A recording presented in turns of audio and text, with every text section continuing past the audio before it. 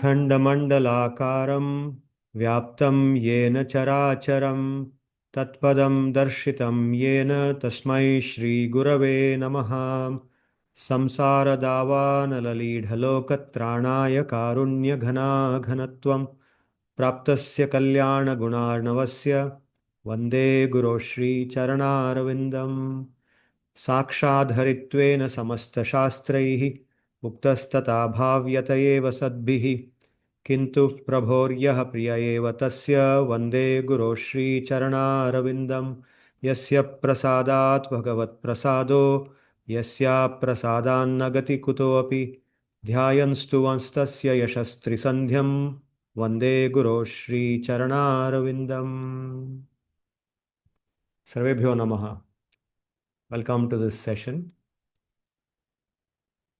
We are now approaching the conclusion of Bhagavad-gita. We are somewhere at the end of the 18th chapter. Up till the last session, we completed 63 shlokas of Bhagavad-gita. So today we will look at shlokas 64, 65 and 66. 3 shlokas. What have we learnt until now from the 18th chapter? The 18th chapter is devoted to sort of overviewing the key ideas covered in the previous chapters of Gita. Of course, a lot of ideas were covered in the first 17 chapters, so many of them are details which are not touched upon again in the 18th chapter. But Sri Bhagavan highlights the 3 systems of yoga that pervade the Bhagavad Gita: Karma Yoga, Jnana Yoga and Bhakti-yoga. So the first half of the 18th chapter is devoted to different aspects of Karma and Karma Yoga. From that he moves on to Jnana Yoga, after showing that by doing Karma Yoga one becomes eligible to perform Jnana Yoga and take Karma Sannyas of the second type, which means one can actually give up one's prescribed duties when one is sufficiently mature on the path of Karma Yoga, when one's consciousness is sufficiently purified and one has overcome the influences of the Rajoguna and Tamoguna, and one is very sattvic, very high degree of Sattva Guna, then one's mind is very much under one's control. One is able to withdraw the senses from their objects very comfortably. In that stage, one is eligible to perform Jnana Yoga, by which or during which, if one wishes to, one can stop doing one's normal duties and contemplate on the self, on pure knowledge, on the pure nature of the self and on the nature of Paramatma who is within oneself. By doing that, one becomes even more purified. One's consciousness gets refined even further. Even traces of Rajas and Tamas which exist before that are eliminated, and one becomes even more sattvic. Eventually, one reaches the stage of what is called as Brahma Bhuta. So, Brahma Bhuta Prasannatma na shochati na kankshati samah sarveshu bhuteshu mad-bhaktim labhate param. In that stage, one reconnects with bhakti. Actually, bhakti is always present in a very fragmented form or in a very partial form. But now one becomes eligible, one's consciousness is purified, and one becomes eligible to actually do para bhakti, uttama bhakti. So, mad-bhaktim labhate param, then bhaktya mām-evaiṣyasi yavan yaschasmi tattvataha tato mām tattvato jñātva vishate tadanantaram. So, by bhakti, by performance of bhakti, one gets to know me in truth, exactly as I am, how much I am. So one gets to know me thoroughly, completely by bhakti and only by bhakti. So bhakti comes, and that is the 55th shloka of the 18th chapter. Subsequent to that, Sri Bhagavan explains about karma mishra bhakti, where one may not have uttama bhakti, but then one does bhakti identifying with one's own occupation, and that is also a type of bhakti yoga. In fact, a majority of people are more comfortable doing bhakti yoga like that, because for most of us to say that suddenly give up your activities and only do bhakti. That may not be, we may not be able to understand what that means and comprehend it and actually execute it. And therefore, karma mishra bhakti, chetasa sarva karmani mayi sanyasya matparaha. So, by keeping one's consciousness in Bhagavan, in complete awareness of Bhagavan, one does one's activities. And one does one's activities with the consciousness that I should do them in a way that Sri Bhagavan will be happy with what I'm doing. It is for his pleasure that I'm doing everything. He wants this world to be happy, to be peaceful. He wants all the good qualities of dharma, of uttama dharma, to exist in this world. And therefore, I will practice that. I will live in a way that will be very pleasing to him. So, with this loving attitude towards Bhagavan, when one does all one's responsibilities, identifying oneself with those responsibilities, but keeping one's consciousness in Bhagavan, then it becomes karma mishra bhakti. So, by practice of karma mishra bhakti, one becomes completely refined and purified, and then one may move on to uttama bhakti. In uttama bhakti, one even gives up identification with one's one continues to do all one's responsibilities, but one's identification is only with Bhagavan as his das, as his servant. So that is the stage in which we hear about people like Hanuman or people like Yudhishthira, the Pandavas. So these are all people in that stage. They perform all their normal duties, but their consciousness, they don't identify with themselves as this or that. They are only das of Bhagavan. All the time they're thinking of themselves as his servants. So in this way, Sri Bhagavan touched upon all these things, karma yoga, jnana yoga, bhakti, and then karma mishra bhakti. And eventually, in the 62nd shloka of the 18th chapter, he said, Tameva sharanam gaccha sarva bhavena bharata, tat prasadat param shantim sthanam prapsyasi shashvatam. So he advised us to seek refuge in him, take his sharanagati in all respects as we do our duties. And by his kind, loving grace, one will attain that happy state of existence, which is an eternal state of existence. And then in the 63rd shloka, he said, Iti te jnanam akyatam guhyat guhyataram maya vimrishya etad asheshena yathechasi tatha kuru. So in one sense, this shloka is a conclusive. It has the tone of a conclusion. He says, now I have told you all the knowledge. In particular, I have told you knowledge that is more secretive than the secretive, what can be considered secretive. So if you try to understand what is meant by these words, secretive and more secretive, because after all, Bhagavad-gita is available to everyone, right? It's printed all over, and obviously Sri Bhagavan knew that when he was speaking Bhagavad-gita in Kurukshetra, he knew that whatever he was speaking would be recorded by Vyasdev ji, and it would then become a common text, and people would go on studying it. And that's what has happened. So, what is the meaning of saying rahasyam? If we recollect in the 4th chapter, when Sri Bhagavan is talking about Jnana Yoga, before he gets into talking about elements of Jnana Yoga, and he's just spoken about Karma Yoga, he actually points out to Arjuna. He says, Sa eva ayam mayate adya yogav proktah puratanaha. Sa evayam mayate adya yogav proktah puratanaha. Bhakto asime sakha chayeti rahasyam etad uttamam. So he says, what I have spoken to you so far until that point of time, which means whatever he spoke in the 2nd chapter and the 3rd chapter and the first 2 shlokas of the 4th chapter. So this shloka is the 3rd shloka of the 4th chapter. So he says all that is actually uttamam rahasyam. Rahasyam hi etad uttamam. So there also he is referring to whatever he is speaking as a secret. So karma yoga, he has just spoken about karma yoga and he's saying this is uttamam rahasyam. So why is it rahasyam? What is rahasya? What is secret about it? So the secret about it is that even though everybody can talk about it, very few people actually understand it and they embrace it into their life. Okay, people talk about it. It's become, in fact, in today's world, it's become fashionable to talk about karma yoga. People talk about it left, right, and center and say, I am a karma yogi. I am this, I am that. But what exactly does karma yoga mean? What are the aspects of karma yoga? And what sacrifices does it involve? What tapasya does it involve to do karma yoga? Only a few people actually understand, they contemplate, and they try to actually do it. So, in that sense, it is rahasyam. It is not, even though it is heard, it is not really understood.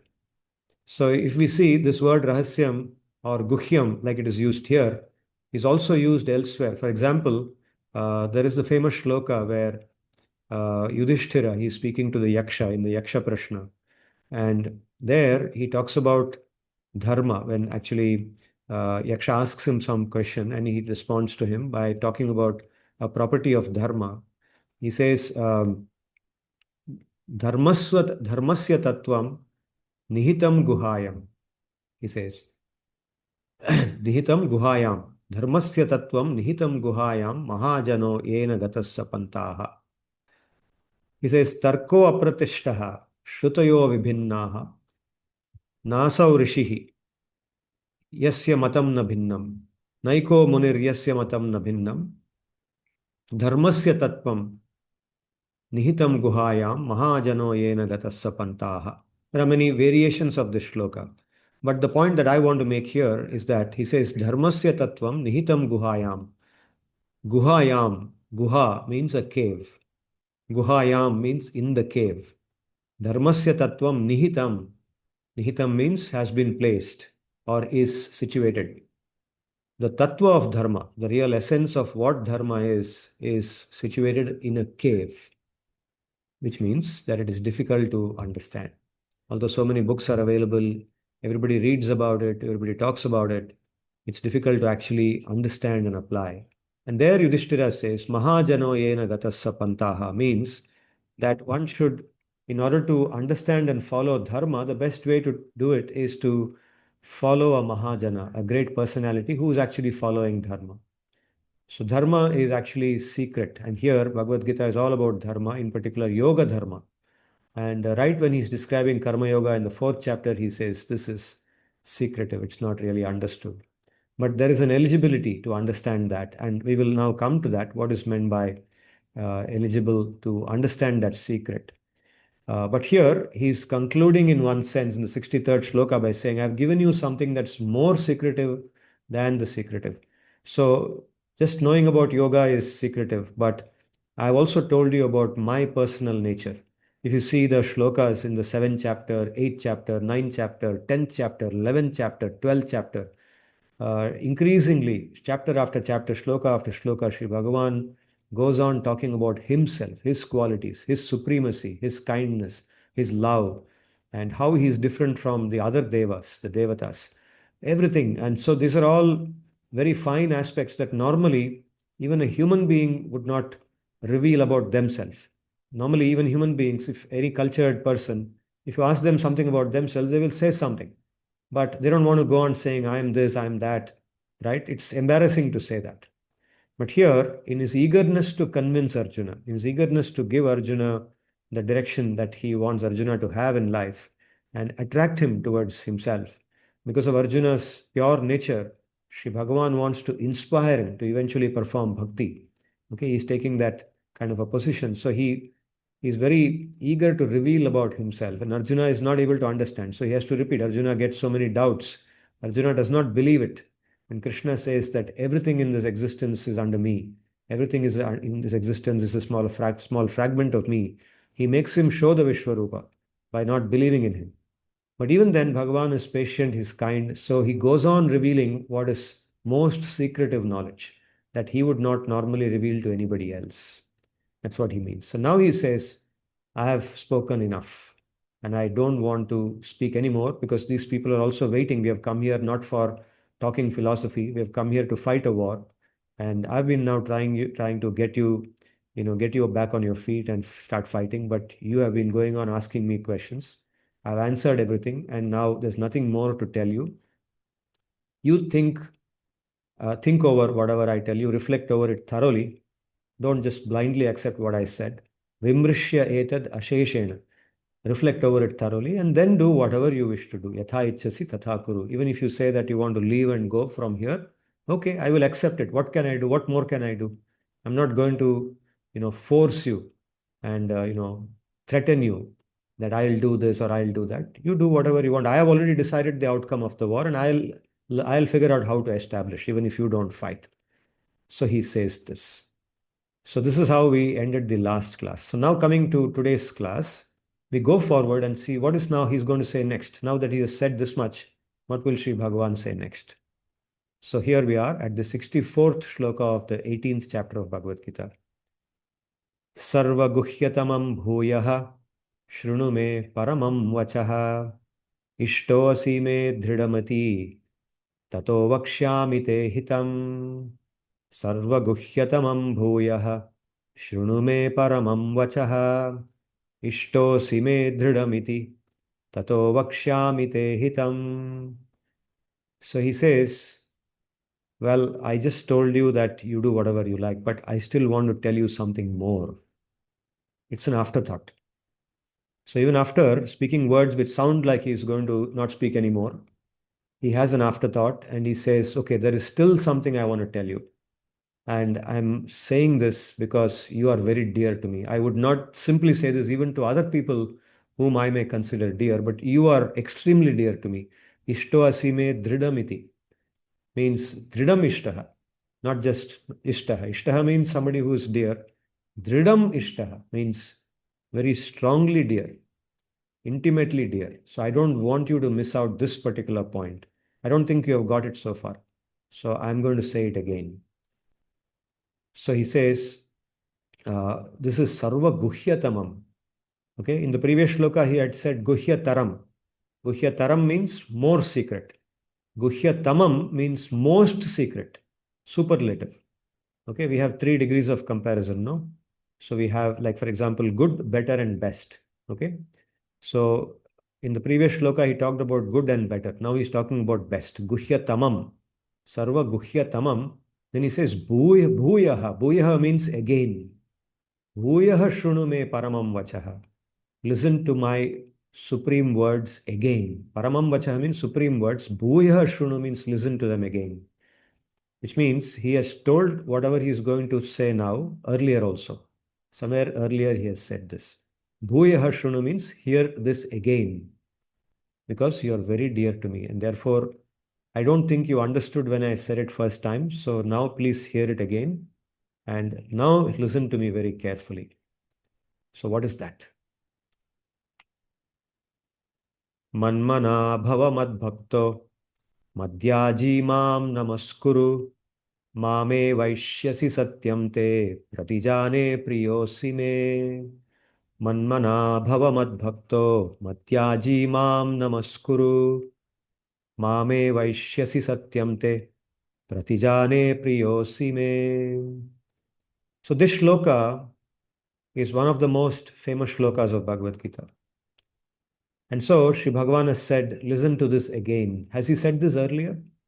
The answer is both yes and no. The answer is yes, because about 60% of this same shloka was said earlier, and that was man-manā bhava mad-bhakto mad-yājī mām-namaskuru mām-evaiṣyasi. Up till there. Okay, the full first line and the first word of the second line.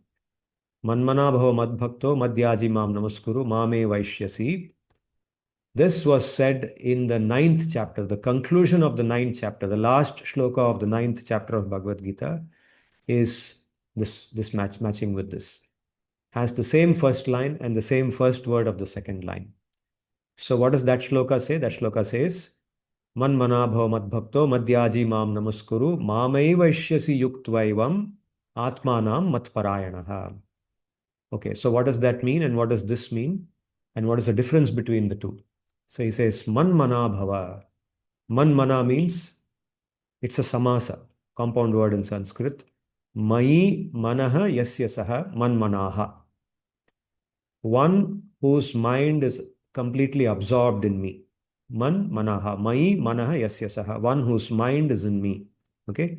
So a few sessions back, I remember we talked about this. What is the meaning of vishate tadanantaram? We said that means enters. Enters means not becomes one in identity, but enters in consciousness. Like, for example, we give the example of somebody whose mind is completely absorbed in a subject. He has entered the subject. which means his mind is completely in the subject. All the time he's thinking about that subject. Or somebody has a desire for a partner of the opposite gender, let us say a boy or a girl, then they are all the time thinking about that person. Okay, they have fallen in love with that person. So that means their mind is in that person. They're completely in that. Their mind is completely absorbed. They're in that person. That's what he means here. Man-manā bhava. This is love. So he says, keep your mind completely in me. Live, exist with your mind in me. So he has not only said this in the ninth chapter, he has said this in the 12th chapter as well. He said, Mayi eva mana adhatsva. This is the 12th shloka of the 12th chapter. 12th shloka of the 12th chapter. Mayi eva mana adhatsva, mayi buddhim niveshaya, nivasishyasi mayi eva ata urdhvam na samshayah. He says, completely absorb your mind in me. Mayi eva mana adhatsva. Deposit your mind like you deposit money in a bank. Once you put deposit money in a bank, it goes into the bank, right? You don't see it. Of course, you see it in your account statement, but it's gone. It's not in your sight anymore. Similarly, completely deposit your mind in Krishna. Mayi eva mana adhatsva. Mayi buddhim niveshaya. Keep your intelligence in me. Make all your decisions keeping me in mind. Means keeping my criteria in mind. What I will like, what I will dislike. Mayi buddhim niveshaya. Nivasishyasi mayi eva. You will always reside in me. You will always live in me. Okay, that is the goal he's giving. That's the ultimate goal. Always live in Krishna in this manner. Okay, and Mayi buddhim nivashisyashi mayi eva ata urdhvam. He says, mayi eva mana adhatsva, mayi buddhim niveshaya, nivasishyasi mayi eva ata urdhvam na samshayah. Says there is nothing, there's no doubt beyond this. There's nothing to clarify beyond this. There's nothing to doubt or nothing to ask for beyond this. This is the highest thing I'm telling you. This was in the 12th chapter. So here, in the 9th chapter, man-manā bhava, then he says, mad-bhakto bhava. So the next three words, they all have bhava, bhava, bhava. Mad-bhakto bhava, become my bhakta. Okay, by doing this, become my bhakta. And become my bhakta also has the practical aspects. Engage in all the angas of bhakti, different activities of bhakti. Like there's so many activities in the Bhakti Rasamrita Sindhu, Sri Rupa Goswami lists a large number of activities, something like 64 activities of bhakti. And then he says in the Hari Bhakti Vilas of Sri Sanatana Goswami, there are many more activities which I have not covered here, just for the sake of not wanting to repeat them because he's already covered them there. So you can actually list a very large number of activities. And you will see that again and again in the Puranas, like for example in Bhagavata Purana, Prahalad talks about the 9 limbs of bhakti. Shravanam, Kirtanam, Vishnoho, Smaranam, Padasevanam, Archanam, Vandanam, Dasyam, Sakhyam, Atmanivedanam. So these involve things like hearing about Sri Bhagavan. These are all activities, okay? These are about things we do, actions we perform. Hearing about him, hearing about the scripture, here listening to the scripture like we are doing now. Kirtanam means talking about it, talking about his stories to others.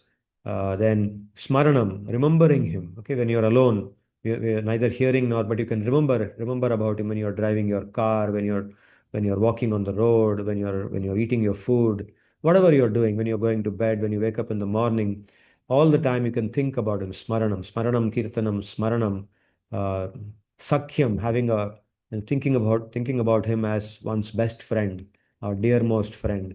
Atmanivedanam, thinking that I belong to him. Everything that's mine is actually his, and he is mine. He belongs to me, I belong to him. That thinking. So these are all different things that Prahlad has listed in Bhagavatam. Similarly, Rupa Goswami lists more specific activities like chanting the name, doing japa. That's the foremost activity. Then having his darshan. Okay, either you go to a temple or in your own house, have his Archa Vigraha, then have darshan of that every day and contemplate on his beautiful form and say, I want to serve this form, I want to serve him, I want him to be happy. I like him. Okay, his nature is so likable. So in this way, bhavana, developing that bhavana. So like this, there are so many activities, 1, 2, 3, 4, n activities listed by Rupa Goswami. So becoming mad-bhaktaha means this. Then mad-yājī. Mad-yājī means a worshipper. Become my worshipper, worship me, do my puja. Here literally worship means doing his puja, not merely talking about him, but what is called a shodashopachara, showing him, doing arati, showing the dhupa, deepa, naivedya, all those things. So, yaji, mad-yājī, mām-namaskuru, then bow down to me. Lie down on the ground, bow down to me. Okay, he says all this. Then, after doing all this, mām-evaiṣyasi, mām-evaiṣyasi. By doing all this, what will happen? You will come only to me. He says that is the goal. You will come only to me means you will live inside me. You will always become my companion. You will become mine and I will be yours. Okay, you will come only to me. And then in the ninth chapter, after saying mām-evaiṣyasi, in the second line, he says, yuktva evam, being engaged in this manner, yuktva evam, atmanam mat-parāyanah. So you will come to me being engaged in this manner. As you engage in this manner, you will lose, you may not think that you should come to me, but don't worry. Even if you don't think like that, you will come to me. Automatically, you will come to me. Atmanam mat-parāyanah, with yourself fully devoted to me. So here, in the 18th chapter, those few words are replaced with different words. And here in the 18th chapter, it says, Satyam, mām-evaiṣyasi satyam te pratijāne priyosi me. So, mām-evaiṣyasi satyam te, satyam, I'm giving you promise, satyam. I'm taking a vow. Okay, I'm not simply saying it. Don't think, in the ninth chapter when I said, you could have, accepted it at that time. And if you had accepted it at that time, then you would have just got up and fought the war. But now I had to speak 9 more chapters for you because you didn't accept it. Then in the 10th chapter, you asked me some other question. So I had to talk about all my Aishwarya. And then in the 11th chapter, because you did not believe whatever I said in the 10th chapter, you made me show the Vishwarupa. Then again, after showing all the Vishwarupa and again concluding in Bhakti, you made me speak the 12th chapter where I had to elaborate on what Bhakti means by telling the qualities of a Bhakta. So after saying all this, again, you made me speak 9 chapters, which means you haven't understood what I wanted you to understand in the 9th chapter itself. So now I have spoken for you double the extent that I could have, spoken and ended my conversation. And these people who are waiting for us would not have had to wait for so long. So therefore, now he says, Satyam, please believe me. I'm promising you. I'm not simply saying this. Pratijane, I declare, it's a declaration in truth. Pratijane means it's pratigya. Okay, in Hindi we say pratigya. It's a commitment, Satyam. It's a commitment of truth. Why am I doing this? Because priyo asime, because you are so dear to me. Only because of that, you are so dear to me. Okay, here Sri Vishwanath Chakravarti, he comments on these words, he reflects on them and he says that actually Krishna, he is a Mathura-vasi. Okay, and I think historically at that time, people who lived in Mathura, they, they used to, or there is a cultural habit of saying, I promise. मैं शपथ ले रहा हूं, मैं शपथ दे रहा हूं और शपथ ले रहा हूं कि जो भी मैं कहूंगा मैं कर दूंगा. ओके, पीपल मथुरावासी लोग जो हैं वो बहुत शपथ लेते हैं और शपथ देते हैं. So people in Mathura they do lot of saying this shapath and they take a vow because when they speak a sentence they have a doubt whether the other person will accept it or not. So they end the sentence by saying, I promise you that whatever I am saying will come true, or I promise you that whatever I have said I will do. I promise you that my daughter will surely marry your son. Don't worry. So this kind of a thing. So Sri Vishwanath Chakravarti comments, why is Sri Bhagavan saying it here? Because he is saying it because he can see that Arjuna is still not believing him. But Arjuna may think that, okay, this fellow is a Mathura-vasi. I'm from Hastinapura, but this guy is from Mathura, and therefore he is saying it. Arjuna may think like that. And because Arjuna may think like that, Krishna ends the sentence by saying, Priyo asime, to remove Arjuna's doubt that he may think that I am saying Satyam because I'm a Mathura-vasi. Sri Bhagavan says, no, I'm not saying it merely because I'm a Mathura-vasi, I'm born in Mathura, but because I consider you very, very dear to me. I don't want you to lose this. I don't want you to lose the benefit of this message. Okay, that's why I'm saying this. And so, therefore, this shloka is the ultimate conclusion. This is Uttama Bhakti that he is talking about. And he tops it up in the next shloka, in the 66th shloka, with these words. He says, Sarvadharman parityajya mamekam sharanam vraja aham tva sarva papebhyo mokshayishyami ma shuchaha. Sarvadharman parityajya mamekam sharanam vraja. aham tva sarva papebhyo mokshayishyami ma shuchaha. He says, give up all other forms of dharma. Sarva dharman parityajya. Parityajya means after giving up. त्याग करो, सब धर्मों का त्याग करो. माम एकम शरणम व्रज. सिर्फ मेरा शरण लो. There's nothing else. Take my refuge. Give up all other dharma. Okay. Now, this is actually a very revolutionary statement to make because in the Shastra, because all the Veda, the entire Veda is about dharma. Okay, it's all about dharma and all the Puranas, Ramayana, Mahabharata, everywhere dharma is glorified. Okay. Yudhishthira is considered the hero of Mahabharata because he's a son of dharma and he's supposed to symbolize dharma by his lifestyle. So, dharma has different forms. The most basic dharma is samanya dharma, and even in that, there is different types of ways in which samanya dharma is practiced. There is dharma practiced through nitya naimittika karma, that is our normally ordained duties, nitya karma, naimittika karma like shraddha or certain types of ceremonies we perform occasionally, festivals. Then there is kamya karma, like I want to go to Swarga Loka. So doing Ashwamedha Yaga for the purpose of going to Swarga Loka. Or Putra Kamishti, I want to have a son, I want to have a beautiful wife. So keeping these kind of desires in mind, doing kamya karma. So all this is part of Samanya Dharma. Then there is more refined dharma like yoga, where one tries to elevate consciousness. We spoke about karma yoga, jnana yoga. So many dharma has so many shades, and dharma is glorified everywhere. And he's now saying, give up everything, give up all that dharma. You don't have to do anything. Just come to my refuge. Take my refuge. This is Uttama Bhakti, where there is nothing other than Bhagavan. Of course, it doesn't mean we become inactive. So, what is that refuge? What is meant by Sharanagati? There's a definition given of Sharanagati in the Vayu Purana, for example. It's given in at least two Puranas. In the Vayu Purana, it's given like this. It says,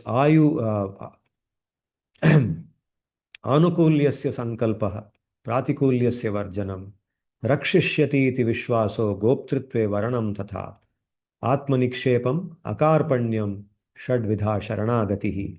Says that anukulyasya sankalpaha means making up your mind, taking a decision, sankalpaha, committing to doing only those things or doing things in a way that will be pleasing to him. Anukula. Anukulata means that which gives pleasure, that which gives happiness to the object of the person that we want to satisfy. In this case, Bhagavan.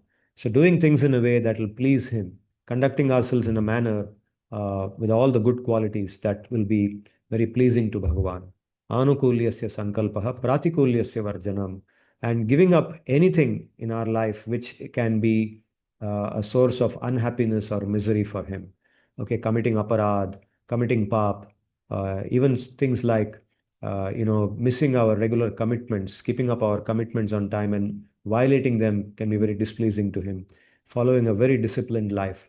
So pratikulyasya varjanam rakshishyati iti vishwasaha.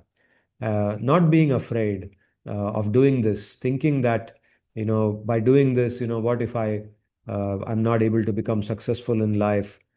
Somebody will take my position away. Somebody will do this. Somebody will do that. I will lose this. I will lose that.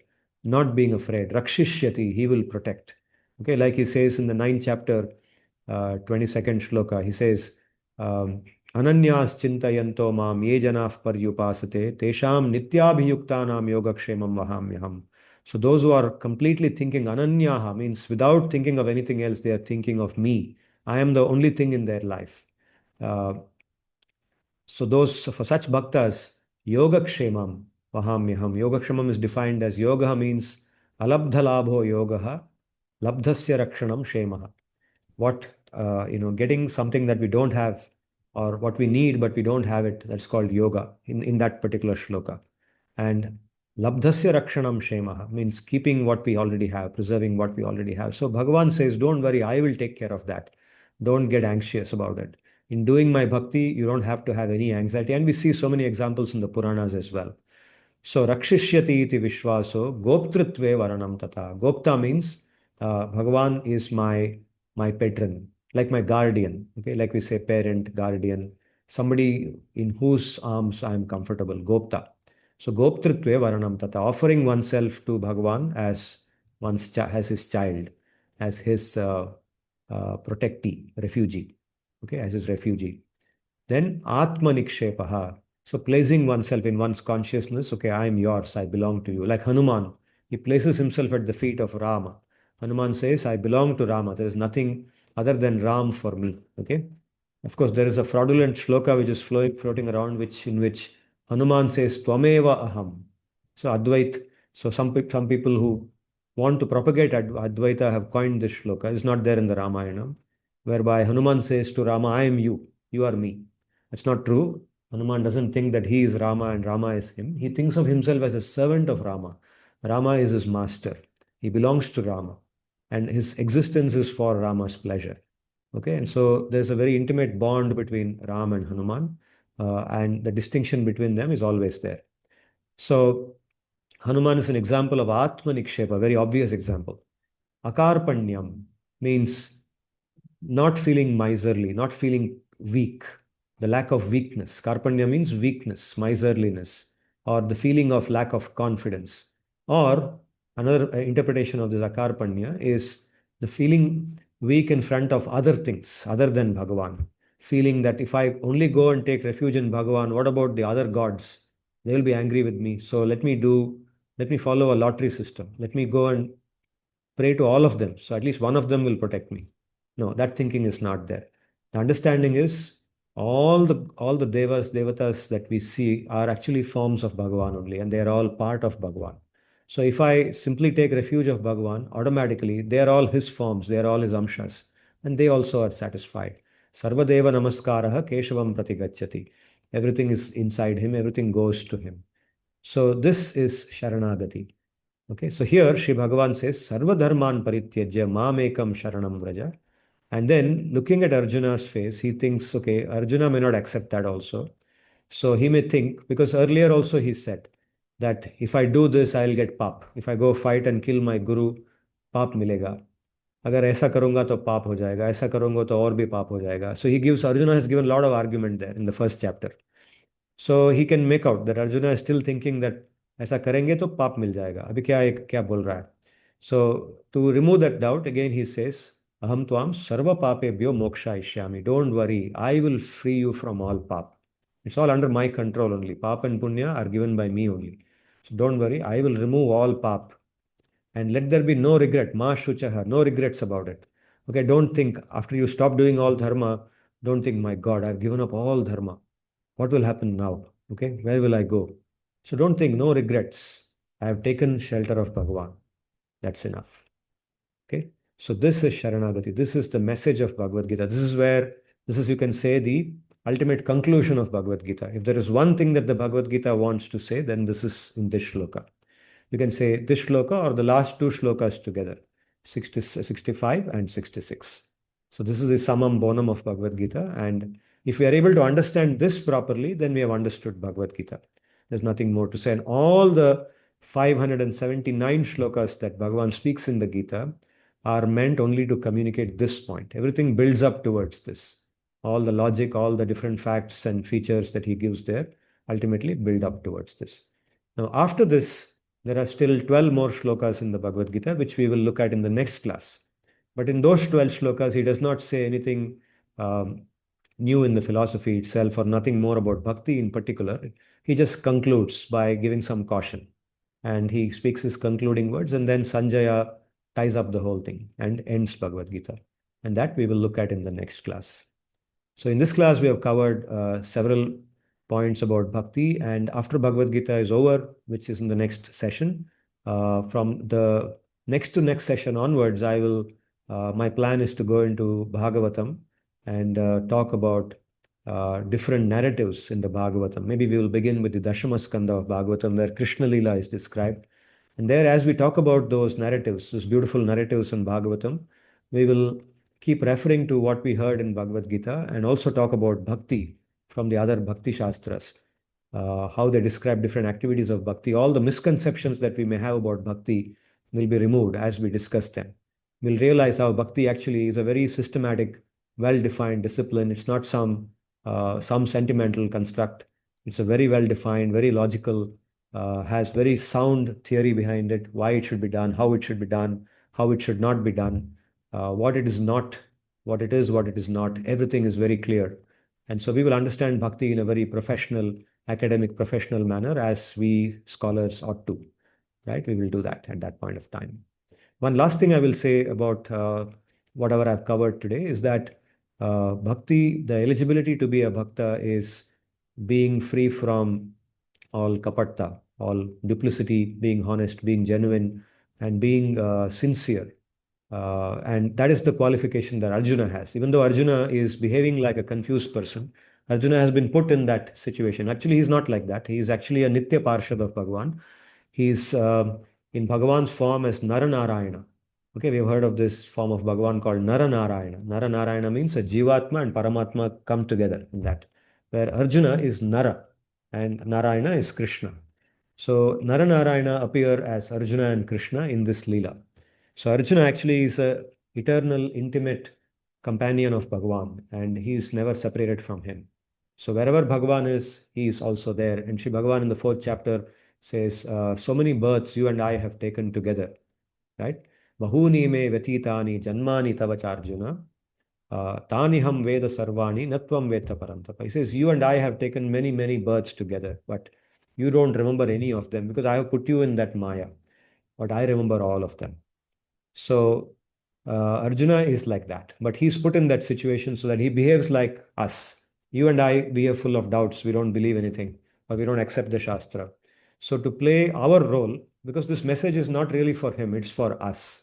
And so Arjuna is made to behave like that. He's asking all kinds of doubts.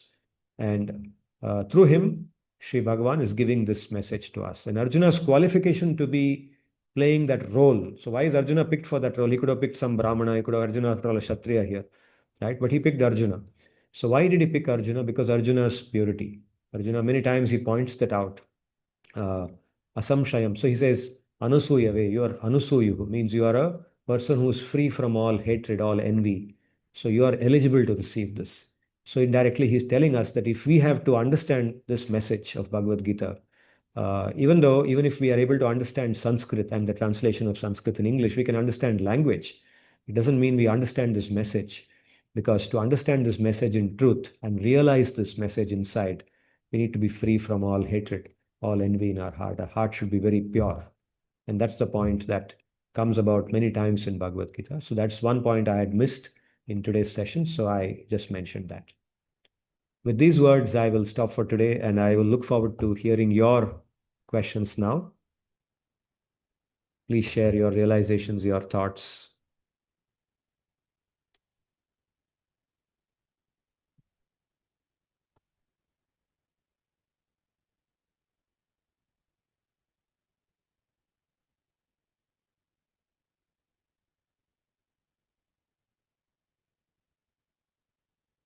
Please raise your hand and let me know. I hope my audio was clear. Okay, by the way, I have to unmute you. Okay, I have unmuted everyone now. Pranam, sir. Pranam Sarthak. Yes, sir. Your audio was perfectly clear. Good. Thank you.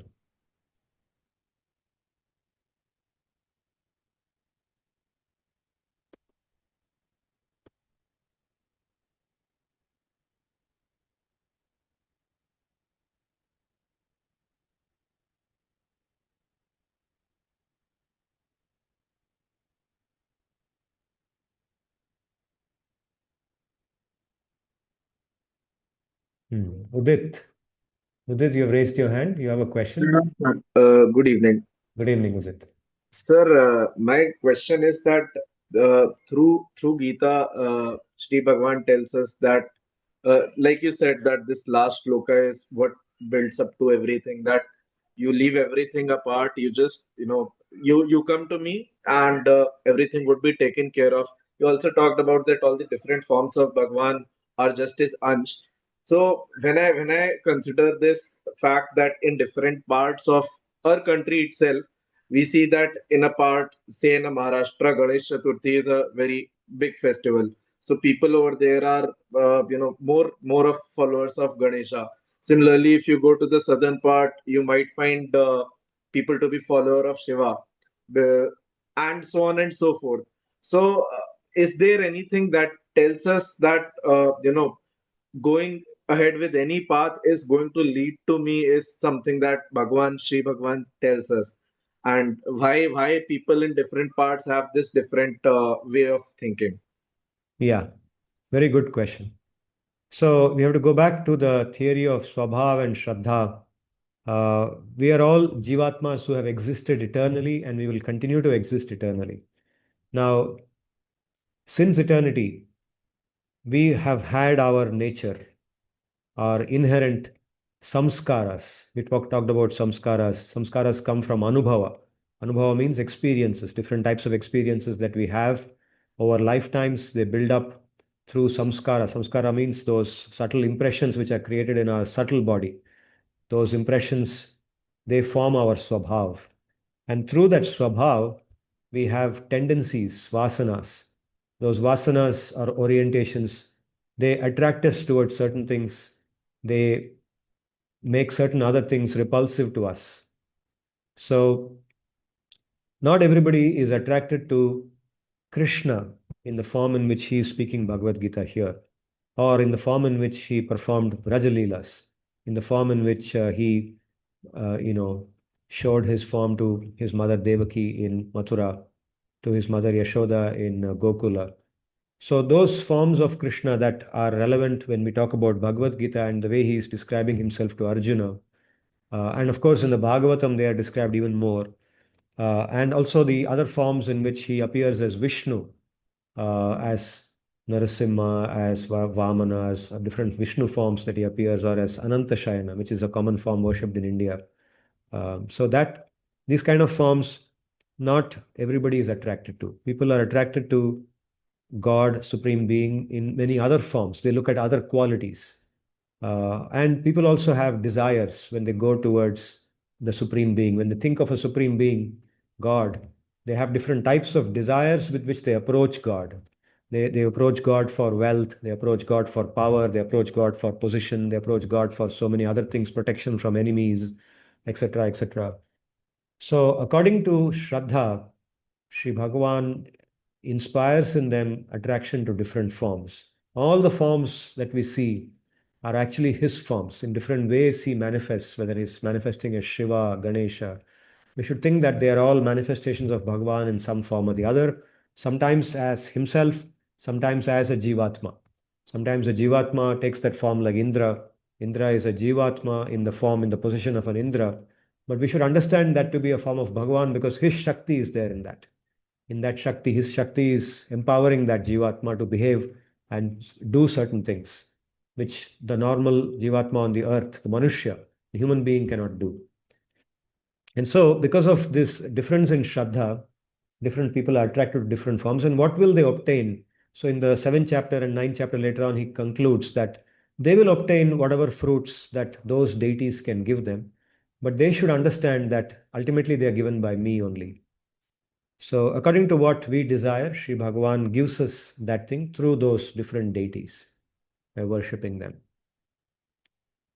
Have I addressed your question, Udit? Yes, more or less.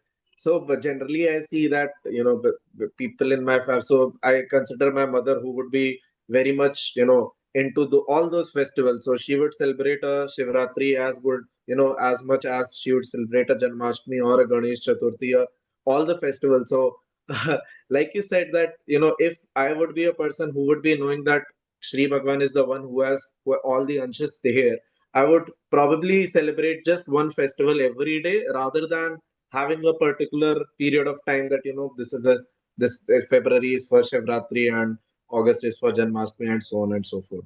Yeah. Yeah. So that's how it is. That's what eventually happens. See, eventually when we do bhakti of any form, bhakti to Vishnu, for example, then we become exclusive.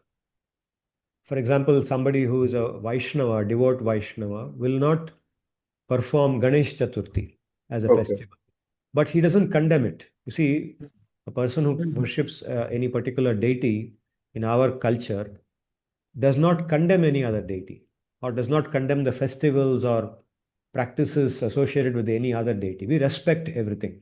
So Ganesh Chaturthi is very much respected by the Vaishnavas who worship Vishnu, right? Okay. Similarly, if there is a festival of Kartikeya in South India, in Tamil Nadu, Kartikeya is worshipped as Muruga. Okay, that's one state where Kartikeya is worshipped extensively compared to the rest of India.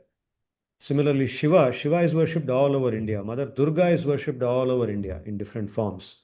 So Navaratri is held all over India, right? In Bengal, it's a major festival. So also in Tamil Nadu, in Karnataka, in so many states. Uh, Vaishnavas don't condemn. Vaishnavas don't observe Navaratri the way that other people observe. But they participate in it along with the others. If somebody invites us to attend Navaratri, then Vaishnava will go for that and respect Mother Durga. After all, Mother Durga is a form of Vishnu. In some other form, his energy comes as Mother Durga, right? So, but as far as his own sadhana is concerned, he will focus on the festivals associated with Vishnu because his consciousness is to, his purpose is to absorb his consciousness more and more in Vishnu, in the particular form of Vishnu. There also there is exclusivity. Although Vishnu has many different forms, that particular sadhaka may absorb himself in one particular form, like Jagannath, or the Krishna of Vrindavan, or the Krishna of Mathura, Dwaraka. So fine, there's very lot of fineness there. Okay, so it's a very professional thing. It's like just like professionals in any human field of activity. Professionals are people who are very narrow in their focus. They focus on one narrow thing and they become absolute expert in that. They don't condemn other professions, right? They are expert in their profession. They cannot do any other profession because they are so expert in their profession. But they don't condemn anything else. So it's just like that. It's being very professional. That is bhakti. Bhakti is very professionally done. Yeah. Jayashree, you are raising your hand. I think you covered. I wanted to say something. You almost covered the point. Like, I just wanted to mention that all the festivals that we have in our country, first of all, in our Sanatan Dharma, Bhagavan and nature are very intricately woven. We cannot, it's very difficult for us to separate the two. So, therefore, we have Navaratri, where we worship Devi, and we have Shivaratri, all the different gods. We have Ganesh Chaturthi, so many festivals. So, it is a very auspicious occasion for us to reflect on the nature of Bhagavan and his activities. It's a very, I would say that we should be happy that we have so many festivals and we can approach Bhagavan in so many different ways. So through the Bhagavad-Gita, again, he is telling that celebrating festivals and doing rituals is fine, but go beyond that. Understand who and try to understand who I am. So therefore, he's saying mām. He is using the word mām, me. He is telling. So after doing the superficial or the outer thing, like celebrating festivals and doing puja, distributing sweets and all that, then look inwards, come to me, understand who I am. That is what he's trying to tell. And therefore, he's telling, come to me and Sharanam Braja. So, offer yourself to me. Now, this doesn't mean that we should stop all the activities just and sit and do only dhyana, which is not possible anyway. All he's telling is, try to understand me and come towards me. So, therefore, all the festivals in our country become even more meaningful the closer we try to approach Bhagavan, the closer we go towards him, the more we learn about him. All the gods in our Sanatan Dharma become very important and become very relevant. So there is no distinction, or we cannot say that that God is less or this God is more. we come to understand the beautiful network which is there. Okay. Thank you, ma'am. Yeah.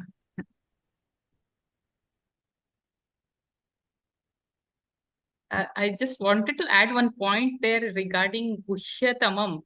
So this word Gushya, I mean this Shabda, it is one of the names of Vishnu Bhagwan. It comes in the Vishnu Sahasranamam, which is again a part of the Mahabharatam. The Vishnu Sahasranamam was recited by Bhishma on the Sharashaya. So where he addresses the Lord with 1,000 different names, and one of the names is Guhyaha. So he is Guhya, therefore he is a secret, but it is just like a gufa, a cave. A cave is always there, but until we discover it. So Bhagwan is all around us. He is Vishnu. He is around Vishnu. The word Vishnu itself means Vishati iti Vishnu. He is there everywhere. There is no space around us where he is not there. All it is required is for us to go towards him, to discover him. And how to discover? By doing Sharanagati to him. So I thought just add this comment here, because that word Guhya has come. And both come from the dhatu guh. Dhatu guh means to cover. Guha, the cave, and guhyam, secret. They come from the same root.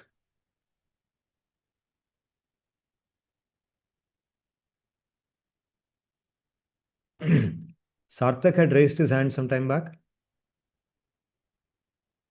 Yes, sir. Pranam, sir. Am I audible? Yeah. Sir, I just wanted to share an observation. This is on the lines that you had spoken. So, just an observation. As Udit mentioned, that in Maharashtra, Ganesh Chaturthi is a big festival. So, the most popular Ganesh Aarti, I think you might have also heard it, Sukha Karta, Dukha Karta. And this Aarti is actually written by a Rama Bhakta. So, there was a saint by the name Swami Samartha Ramdas, and he was a devotee of Sri Rama. And he had written some Aaratis, and which are very popular. So, this Aarati is written by him and is an offering to Sri Ganesha. And even when the prose or the verses for Sri Ganesha are ending, so I mean, at the end of the Aarti, I mean, third last line or fourth last line, something like that. So there a line comes, Das Ramasa Vat Pahe Sadhana, which means that Das Ramasa, this servant of Sri Ram, awaits your presence in my home. So again, he is then referring over there himself as a devotee of Sri Ram, as a servant of Sri Ram, who is eagerly awaiting your presence. So there is again no conflict, as in Ganpati is someone different or Sri Ram is someone different. So that is one. Even in the typical Maharashtrian pujas which happen, it generally happens with the begins with the Aarti of Sri Ganesha, and then it follows with an Aarti of usually Durga, and towards the end, then there is a small Aarti of Shankara Bhagavan, Karpura Gauram Karnavataram, and at the end it is the Hare Krishna Mahamantra, and preceded by one or two mantras which are Vishnu centric. So more or less, it is not say exclusively to one God alone. So when you are worshipping one God, you also go ahead and sing the hymns in the different manifestations of the same consciousness which has come out. Yeah, that could be one process. Means, see, the process that you are referring to is one cultural norm that exists in India, right? In like you said, in Maharashtra, and it's not only in Maharashtra, in many places. Bhajan mandalis, if you see people doing bhajan, I've seen so many of them. There they sing songs or they do bhajan of many different deities in the same session.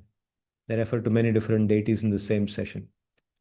But in the paths that I'm referring to, when there is exclusivity and there's professionalism, see, it's like the difference between there are people who play many different sports, right? But they don't specialize in any particular sport. They play football, cricket, they're athletic in nature. They may also run marathons. They participate in them and they keep themselves fit. They enjoy all different sports in different ways. And then there are people who play only one sport and they specialize in that sport and they work to hone their skills in that particular sport. And within that sport, one particular specialization in that sport. For example, in cricket, you're only a bowler, you're only a batsman, only a wicket keeper. So you specialize within that. Similarly, in the spiritual path also, there is, in certain zones, there is specialization.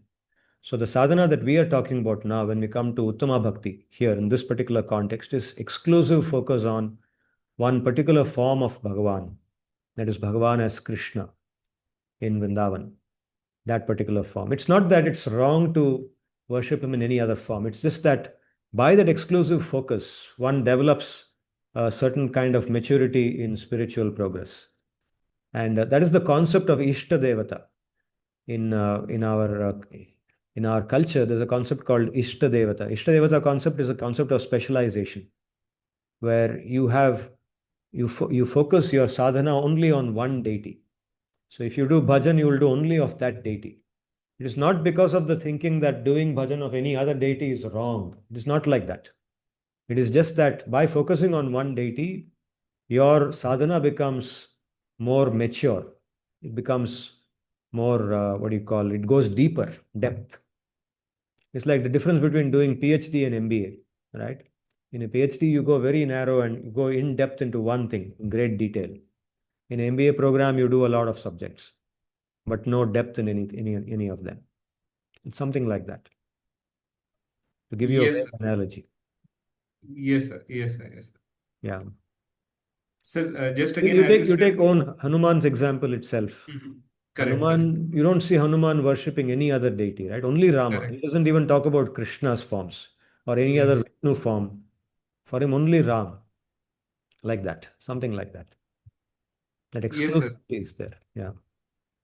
Yes, sir. But I think, sir, they also do not disregard, as you said, they do not disregard Of course. the Of different course. manifestations. Of course. So this is where we mistake things. When we talk about exclusivity, the person who's watching this will immediately think that you are now disrespectful to the others. That's not true at all. Just because a woman is devoted to her husband doesn't mean she is disrespectful to the other men in the society, right? What is the concept of being a pativrata? Pativrata means a woman is highly devoted to her husband. Similarly, a husband is devoted to his guru. Whatever. That exclusivity of focus is there. It does not mean disrespect towards the others. Yes, sir. Yes, sir. Sir, I just want to share another observation and your comments. Where would you bucket it? So, Goswami Tulsidas ji is revered as a leading or a prominent devotee of Sri Rama. And when he writes the Ramcharitmanas, so it is entirely about, it is what I've heard is it is even richer in bhakti than the original Sri Valmiki Valmiki Ramayana. Ramayana. Yes. But when he begins, so during the beginning, only in one or two verses, he first invokes the manifestation of Sri Ganesha, being the prominent or the popular conception being Sri Ganesha being the Lord of knowledge. So he prays that please bless me with knowledge, please remove all obstacles, and most importantly, please bless me with the bhakti of Sri Rama. Let me be devoted to the lotus feet of Sri Rama. This is my prayer to you, O Ganpati. And then he proceeds and talks all about Sri Rama. Good. Yeah. So how will you bucket this? There's nothing to bucket there. What is wrong in that? He's asking Yes. his Ganesha's blessings. He might have asked for Kartikeya's blessings. He could have asked his own parents' blessings. He could have asked his guru's blessings. He could have asked blessings of so many other individuals. So there's nothing to bucket there, no? What is wrong with asking somebody's blessings for what you want to achieve? So his objective is bhakti towards Ram. It's very clear, like in what you just said. What does he want? He wants bhakti to Ram, and he's asking somebody, please help me, because he believes that that personality, Ganesha in this case, will be able to, has the ability to give him that strength, that Right. focus. But what So he again, wants is the focus. So again, here there is inclusivity in an exclusive bhakti. This is what Yes. comes to my mind. Yes, very much. So you see all the other beings as people who can help you, support you, as people who can foster your journey. And you always are humble in front of them. Right? Everybody can bless you. Yes, sir. Thank you, That's sir. how a Vaishnava looks at all other deities. And I'm sure worshippers of other deities also, who are exclusively focusing on that deity, will also have the same, disposition. They will not disrespect Vishnu, or they will not disrespect other deities. Isn't it? Yes, sir. Yes, sir. Thank you, sir.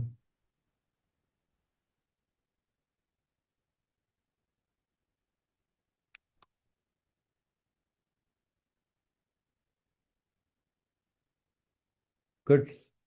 Any other questions for today from anyone?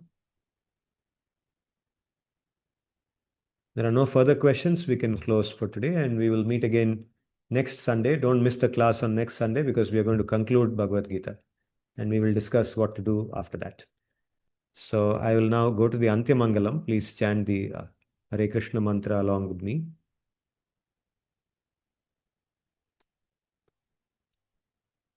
Om स्वस्ति प्रजाभ्यः परिपालयन्तां न्यायेन मार्गेण महिं महिषाः गोब्राह्मणेभ्यो शुभमस्तु नित्यं लोकाः समस्ताः सुखिनो भवन्तु। हरे कृष्ण कृष्ण कृष्ण हरे हरे, हरे राम राम राम हरे हरे, हरे कृष्ण कृष्ण कृष्ण हरे हरे, हरे राम राम राम हरे हरे, हरे कृष्ण कृष्ण कृष्ण हरे हरे, हरे राम राम राम हरे हरे। धन्यवादाः। पुनर्मिलामः।